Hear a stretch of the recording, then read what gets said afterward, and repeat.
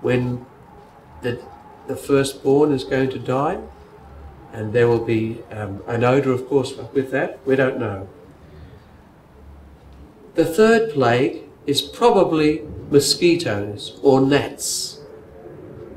And in this, the third of the series, the third of each of the three series, there's no talking to Pharaoh. God just asks Moses and Aaron to perform the plague.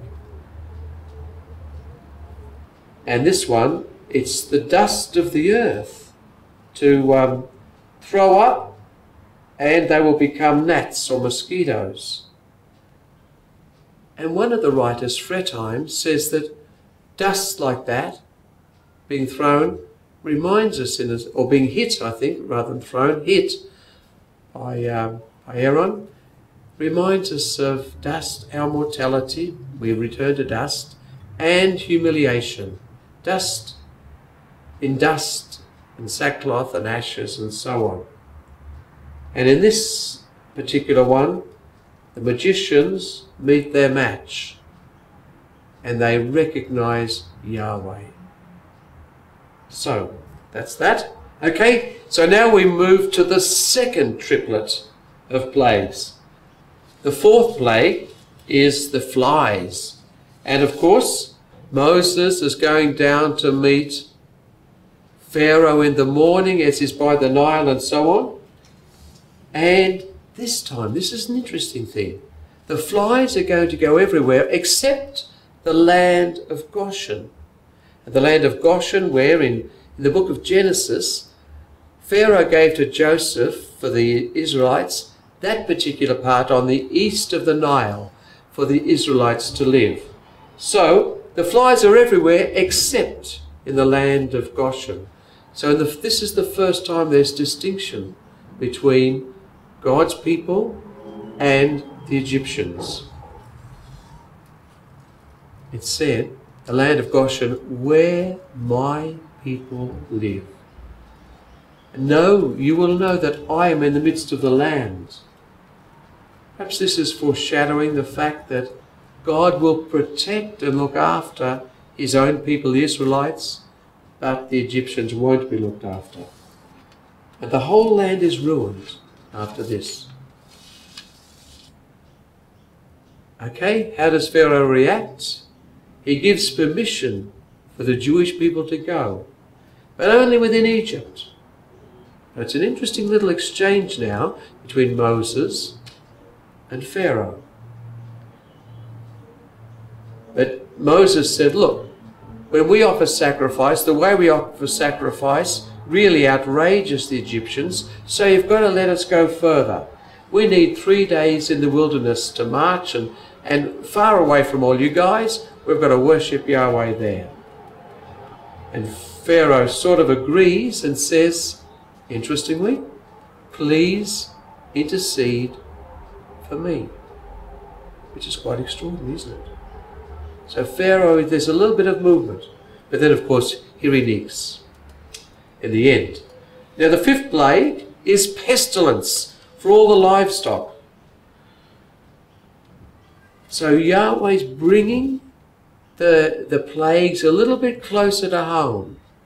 This is the first plague where our actual possessions, the Egyptians' possessions, are deeply affected.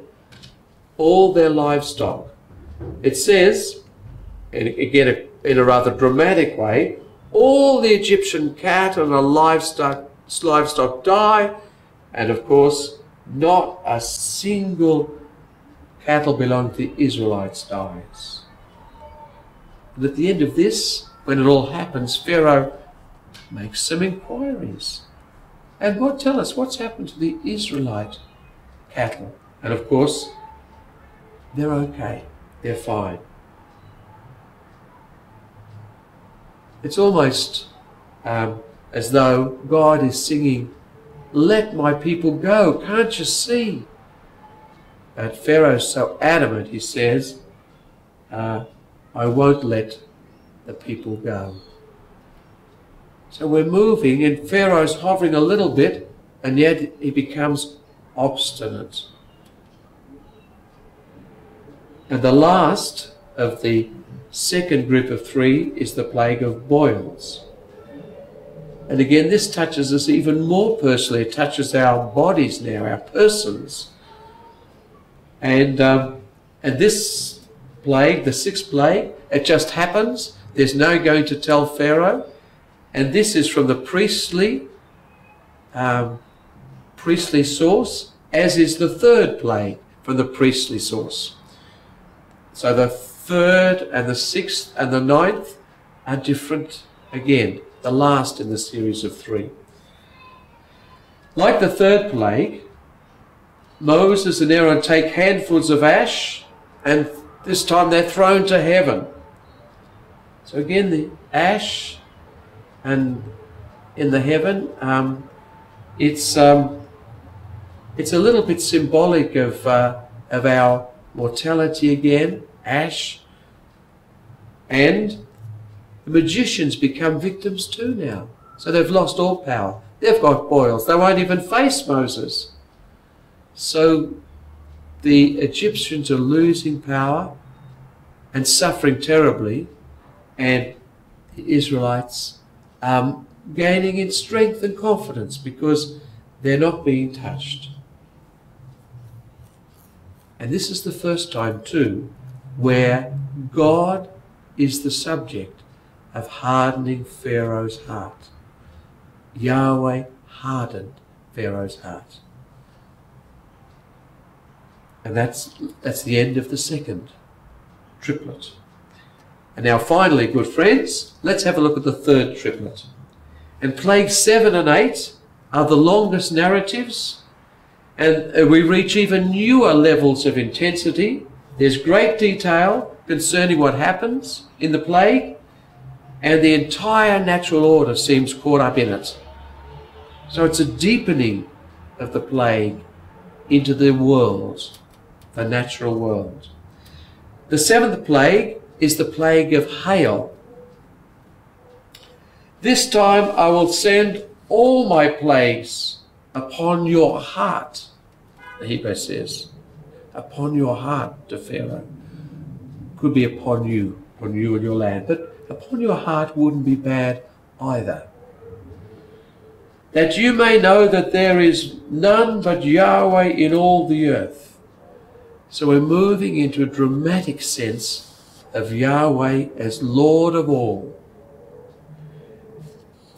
Pharaoh is reminded of how fortunate he is because he's been spared, in spite of his genocide policy, for a larger purpose in God's plan for the Israelite people and for the world. God's name is to be proclaimed in all the earth. So there's something here that's wider than just the Jewish people and the Egyptian people. This is going to proclaim Yahweh and his magnificence in all the earth.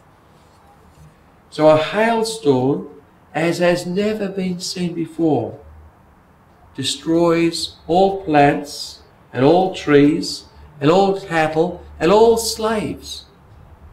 Anybody that's outside, not under cover, is killed. Interestingly, some of the Egyptians save themselves by going undercover and take their crops and so on too. So there's a little bit of movement within the Egyptian camp into the camp of Yahweh. And at the end of this, Pharaoh confesses his sins and implores again the intercession of Moses. That finally hardens his heart. And finally comes the plague, penultimately, isn't that a beautiful word? Penultimately comes the 9th plague, the 8th plague, locusts. Go to Pharaoh, for it is I who have made his heart stubborn, so that I could work these signs, so that you can tell your sons and daughters how I made a fool of the Egyptians. That's different now. Go to Pharaoh, for it's I who've made his heart stubborn.